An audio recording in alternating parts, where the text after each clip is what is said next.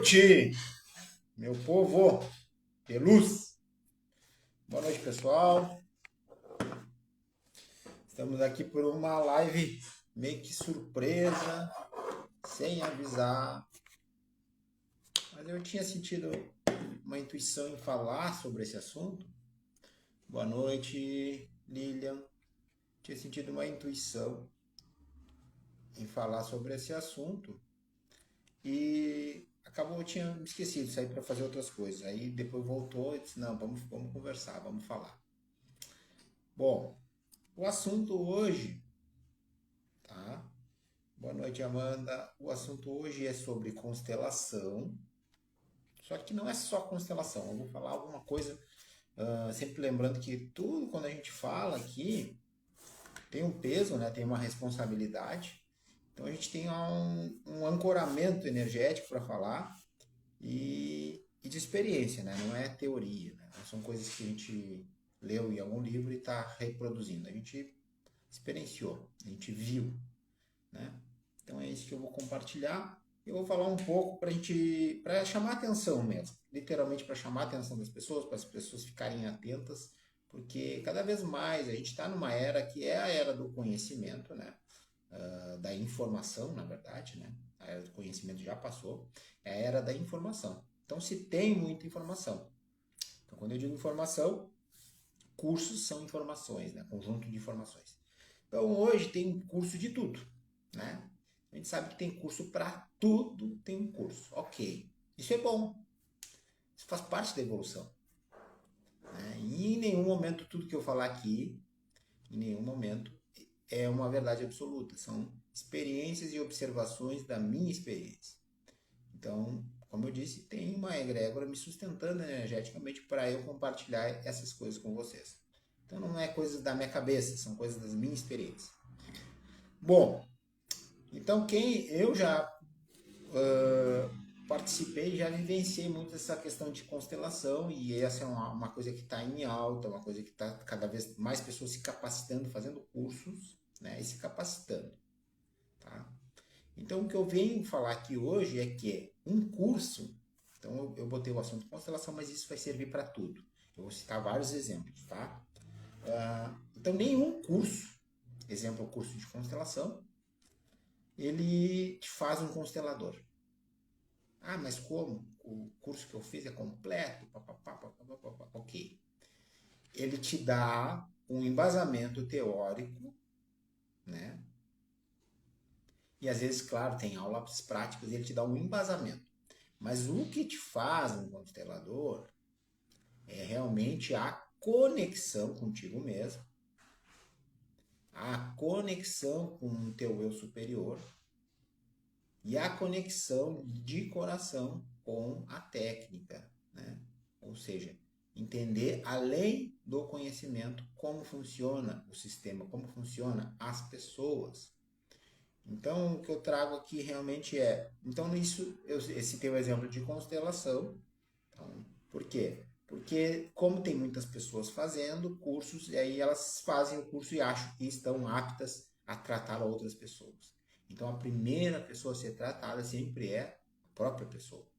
E não é tipo, fez duas, três constelaçõezinhas e disse, ah, tô pronto para agora tratar outras pessoas. Claro que não. É muito além disso. É internalização, olhar para si e realmente sem o auto-julgamento, olhando sem os véus da ilusão, né?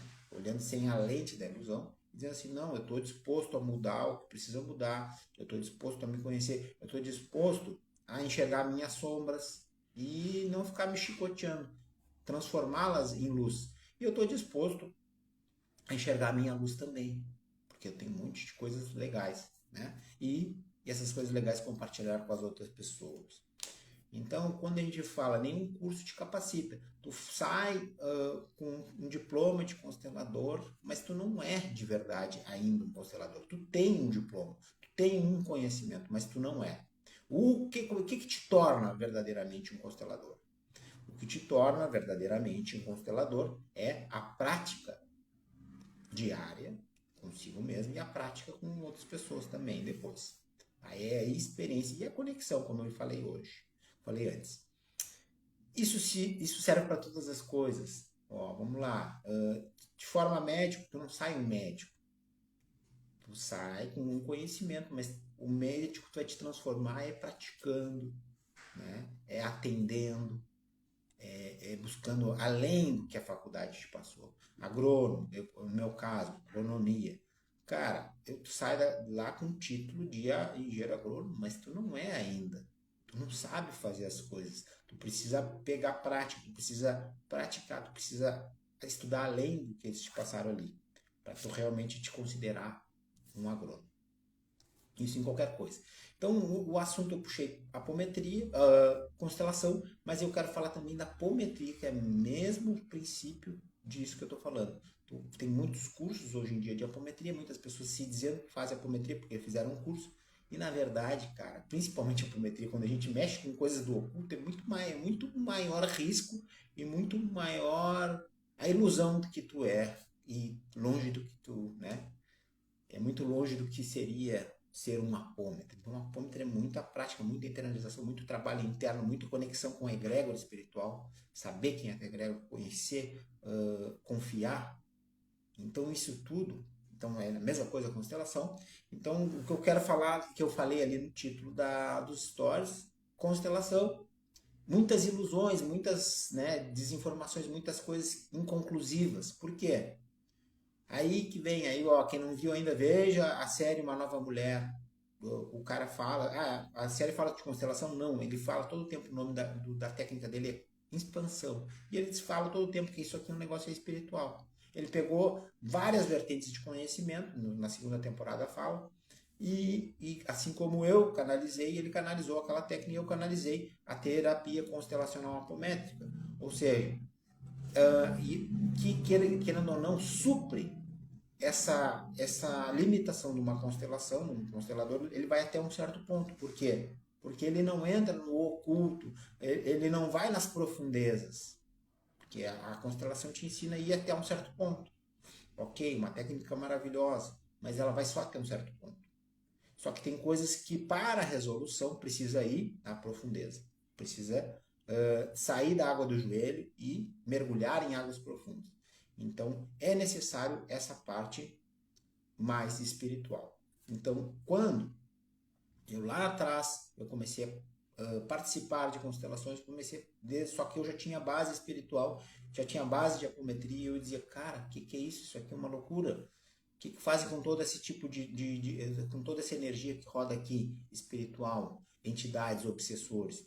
Então, por que eu falo isso aí? Porque, cara, eu preciso, acho que não teria que dar muitas aulas para falar sobre obsessões complexas, que, na verdade, poucas pessoas falam, poucas pessoas conhecem de verdade, né? Em centros espíritas que eu já andei, eles nem sabem que é uma obsessão complexa. Eles acham que o obsessor é aquele que está na esquina ali, buscando alguém para encostar para usufruir da energia. E isso é a forma mais fraca e simples de obsessão que qualquer centro espírita talvez conseguiria conduzir. Mas a obsessão é algo bem pesado, bem complexo, e não é, e eu sempre digo, não é algo assim, eles são os malzinhos e eu sou o bonzinho, estou sofrendo, sou vítima deles. Não, não é isso. Sempre é um, é um, é uma pessoa que dá a abertura, a porta de entrada, que abre a porta e o outro que entra. Então sempre não existe o culpado, nem a vítima, o culpado, né? Então é sempre isso aí.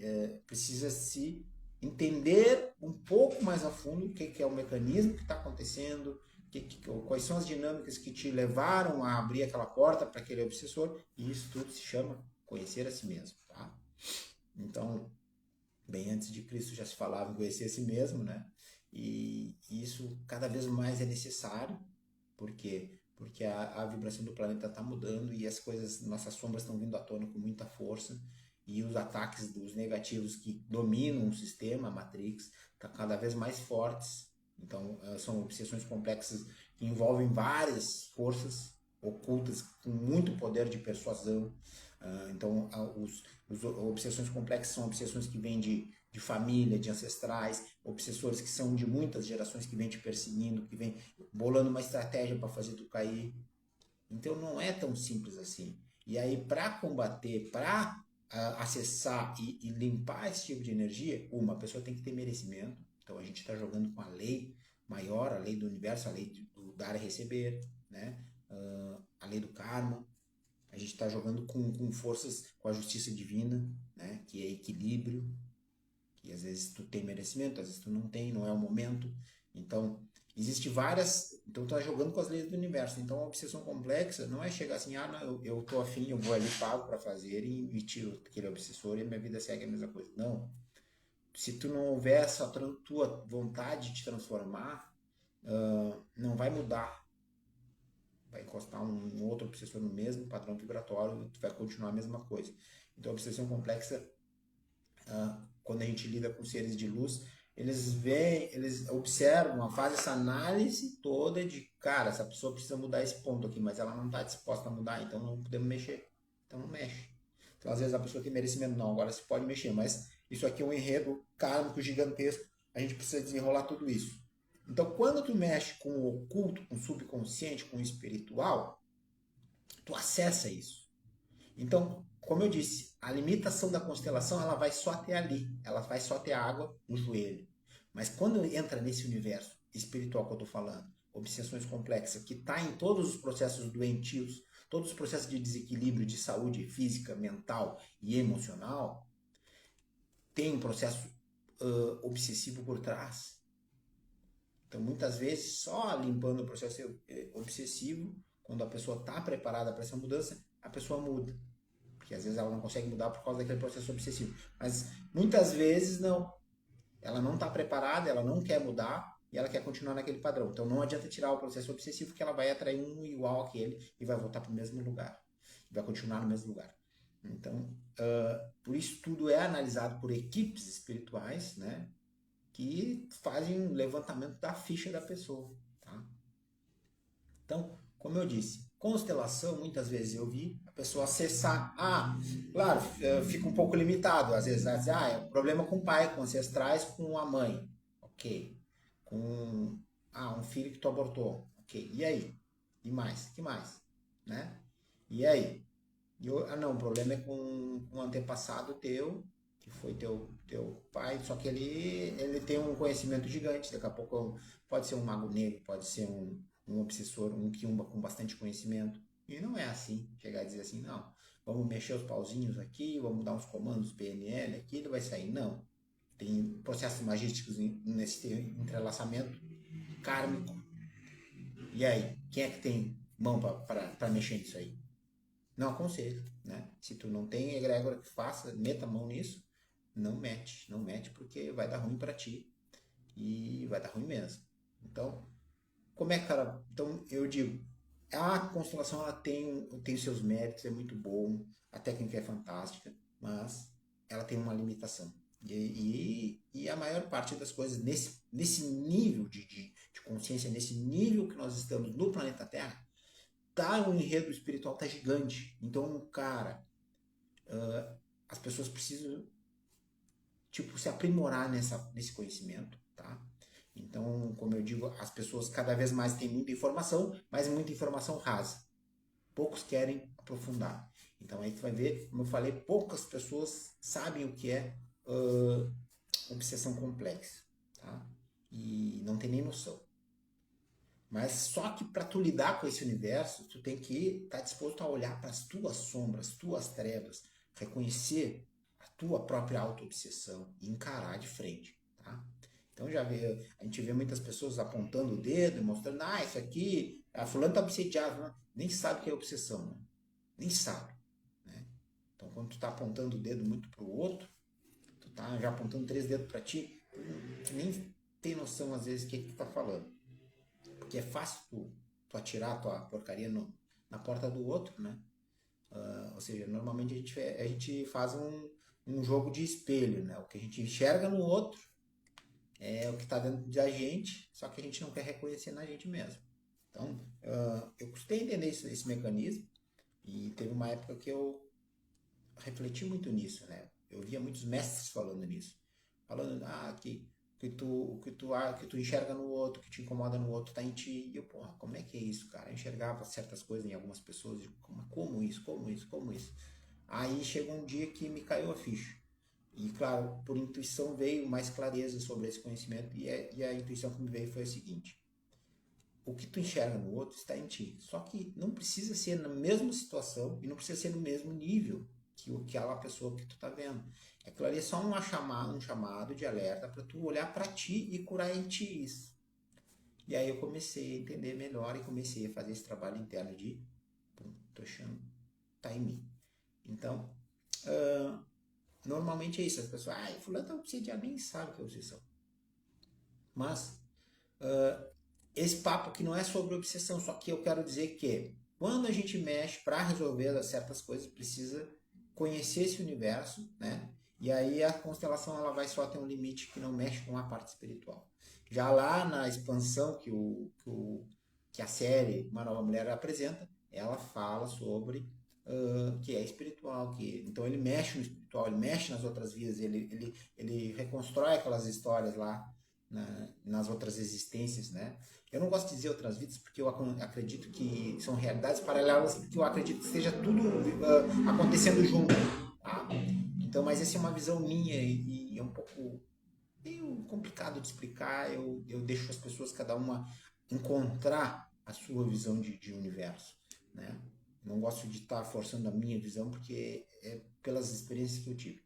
Eu gosto de compartilhar coisas mais que eu experienciei, tá? Embora isso seja uma experiência interna minha, mas coisas internas eu não costumo falar muito, assim, tá? Assim, ó, tipo, uh, experiências que eu tive na ayahuasca, foi centenas. Experiências e meditações foram centenas. Então são coisas que são tão particulares que eu muitas vezes eu não fico, sabe? Porque às vezes eu estou induzindo as pessoas a sonhar em algo que não existe, tá? A acreditarem às vezes em algo que às vezes pode ser elas criam uma ilusão em cima disso. Então normalmente esse tipo de experiência eu guardo para mim, porque são particulares, tá? Mas essas experiências que são externas de trabalhos, coisas que eu executei, que muitas pessoas já presenciaram junto comigo, eu compartilho, tá? Então, como eu falei, tu pegar um diploma de algo, fazer um curso, não te capacita tu ser aquela, tá? Então eu comecei com o assunto constelação, mas eu falo que a apometria é a mesma coisa, que qualquer curso, graduação é a mesma coisa. Tu fazer o curso não diz assim, agora eu sou tal coisa. Não. Tá? Então, eu fiz o curso de constelação, agora eu sou constelador, agora eu vou fazer constelação para todo mundo. Não. Agora eu tenho um título de constelador, agora eu vou começar a trabalhar, vou fazer meu trabalho interno e pegar experiência. Quando eu tiver feito o suficiente comigo e tenho uma certa, vamos dizer, conexão para fazer isso, porque tu precisa de conexão. Não é o título que te dá essa conexão, é a experiência. E essa conexão é interna com o teu superior, com a tua espiritualidade. Aí o nome não importa, a crença da pessoa não importa. É com a tua espiritualidade, com o teu eu superior, com o teu mentor, ou N, né? Com o próprio Bert Hellinger, né? Isso não importa. O que importa é realmente, bom, eu estou conseguindo absorver a profundidade da técnica e eu consegui fazer curas em mim, que agora eu tenho capacidade de compartilhar com outras pessoas, tenho capacidade de conduzir, né? E aí tu sai da teoria, tu sai da mente e começa a fazer algo do coração.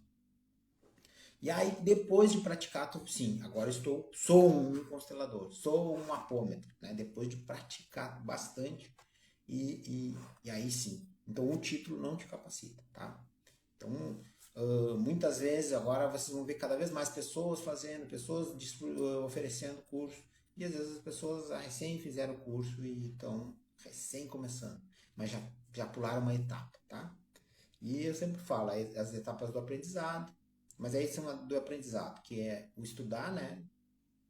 Depois o experienciar consigo, e depois o compartilhar, que seria o experienciar com os outros. Então, primeiro consigo, depois com os outros, né? Então, tu tem que te tornar mestre de ti mesmo para tu conseguir ser um mestre. Na verdade, mestre é uma palavra meio meio complicada de se falar, porque eu acredito que a pessoa que é mestre não fica se auto-intitulando mestre, né? A pessoa que é mestre, ela tem uma mestria em alguma coisa, ela deixa que os outros digam que ela tem uma certa mestria, mas ela realmente. Isso eu acho que é meio complicado, porque senão aparecem muitos mestres hoje em dia, né? Muitos, muitos, várias coisas. E, e a gente. E é o momento de a gente ter atenção nisso, né? Os falsos gurus. Então, são coisas que a gente tem que ter uma boa atenção nisso aí, tá? O que mais que eu ia falar? E aí, outra coisa, agora falando da parte, também junto com isso, eu lembrei também, Umbanda. Hoje em dia, a Umbanda tem muita. Eu vou falar sobre Umbanda agora, daqui uns dias. Eu vou falar sobre Umbanda na visão universalista, tá? E da visão da minha experiência. A Umbanda é outra coisa. Hoje em dia tem muitos cursos. Curso de sacerdócio, cursos aqui, beleza. Mas não quer dizer que tu sai, faça o curso ali, mesmo que tu passe por alguns processos, tu já, eu saí daqui, eu sou o sacerdote, eu sou. Cara, não é. O que te faz ser um sacerdote é a tua experiência e a tua conexão com a espiritualidade. Né? Nesse caso, espiritualidade, né? E pode falar essa palavra que cai bem, né? Então, o que te faz ser é a conexão. Tá? E nunca é só o título. O título é um conhecimento que tu adquiriu. Ok. Mas primeiro tem que fazer o trabalho consigo e com a sua espiritualidade, com a sua hierarquia e etc. Tá? E eu vou falar um pouco sobre a Umbanda agora, acho que essa semana já. E falando um pouco disso aí, de uma visão universalista. Por quê? Porque eu já fui em muitos lugares, né? Nos meios espiritualistas, tá? E religiosos também. E as pessoas, na verdade, estão muito, ainda estão como lá atrás, né? Isso aí, quando Jesus veio na Terra, ele mesmo presenciou isso aí. As pessoas estavam muito presas nas escrituras, mas não estavam absorvendo, estava muito com aquilo tudo decorado na sua mente, na sua memória, mas não estava absorvendo o verdadeiro fundamento, a verdadeira essência daquilo ali. Estava presente. E aí ele veio para desconstruir isso aí e acabou morrendo do jeito que morreu. Ou seja, as pessoas não querem ouvir a verdade, tá? E hoje continua a mesma coisa, tá? 2000 e poucos anos depois, continua a mesma coisa. Por quê? Tu vai ver as pessoas, eu tenho sentido Umbanda, sei que, cara, as pessoas não sabem o que é Umbanda. As pessoas vão lá, se prendem no evangelho, não sei o que lá. Eles não vivem o evangelho, eles sabem de cor, estudo aquilo todo dia, mas não vivem, né? Então não incorporam na sua realidade, né? Ou às vezes são espiritualizados só dentro do templo, da igreja, do cara. A pessoa não entendeu a mensagem, tá? Então eu vou falar um pouco sobre essa visão, sobre algumas coisas que eu presenciei já, né? E não como eu digo, né? Nunca fui, nunca vou ser o dono da verdade, até porque no universo relativo que a gente vive aqui, tudo é relativo, não existe uma verdade absoluta, tá?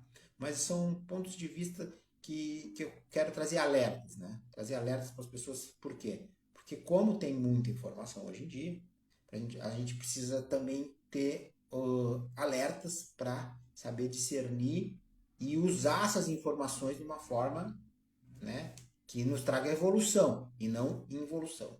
Porque muitas vezes a gente se trava na evolução, né, justamente por isso. Pega um monte de conhecimento e acha que tá o rei da cocada, né? E não é. E não é. Então, não é porque precisa colocar, internalizar aquele conhecimento, né? Então, quando tu não coloca na tua vida diária, que não está tendo resultado na tua vida diária, na tua forma de tratar as pessoas, na tua forma de ver o mundo, cara, não está funcionando. Não é isso aí, tá? Então, às vezes é isso aí. A pessoa está só com a teoria, né? E eu gosto de dizer que tem... Mas vale eu não sei de quem é essa frase, mas essa frase eu a uso há anos já. Mas vale um burro analfabeto. Não, mas vale um sábio analfabeto do que um burro com uma biblioteca cheia de livro, né? Então, às vezes a gente tem muito conhecimento, mas aquilo está só na mente e na biblioteca, né? E às vezes a pessoa é analfabeta, mas tem uma sabedoria, né? Tem uma experiência de vida fantástica e ela usa, né, toda aquela sabedoria dela nas coisas, né? Então, conhecimento e sabedoria são coisas distintas, né? Ou seja, sabedoria é o conhecimento experienciado, colocado em prática, vivenciado.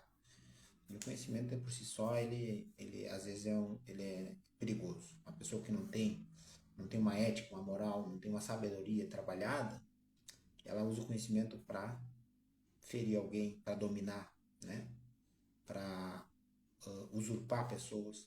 Então é isso que a gente vem trabalhando, vem trazendo essa consciência para dizer assim, cara, não importa quanto aquele cara saiba, não importa.